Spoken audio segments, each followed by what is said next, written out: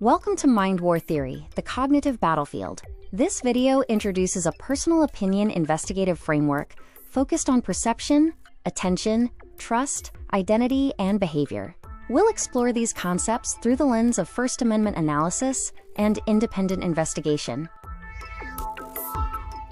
This analysis is my personal opinion and independent investigative work, exercising my right to free speech. It's an analytical framework and documented concern, not presented as settled fact. The core question we will explore is, what happens when persuasion stops being messaging and becomes infrastructure? The battlefield has migrated beyond territory and weapons. It now requires your attention, trust, identity, and ultimately your behavior. This cognitive battlefield is composed of devices, amplifiers like memes and influencers, and infrastructure for continuous, invisible, and ambient algorithmic saturation. MindWar theory originates from the 1980 Vallely-Aquino Doctrine, a declassified theoretical military paper.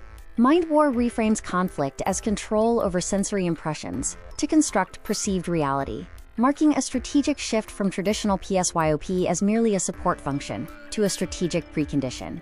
This table contrasts three conflict paradigms: FISWar, PSYOP, and MindWar.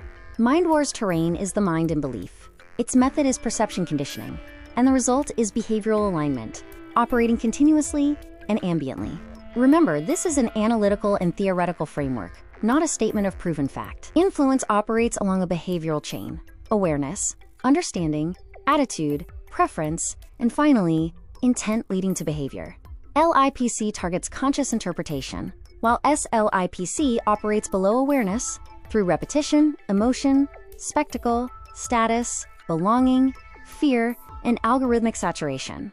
This section examines the investigative concern of a digital soldier and manufactured consensus.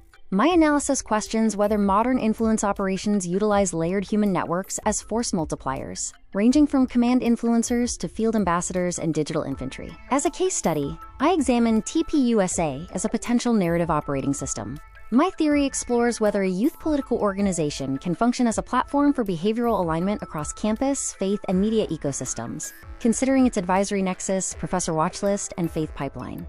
My investigative method involves receipts and timelines, contradiction mapping, and separating evidence from inference. The ethical guardrails for this work are to avoid overclaiming, correct mistakes publicly, and protect ordinary people while holding the powerful accountable. To foster citizen resilience, we must slow down before sharing, compare frames for differing narratives, follow incentives by asking who benefits, and notice emotion. The key battle is over how belief is manufactured. Think critically and follow the architecture.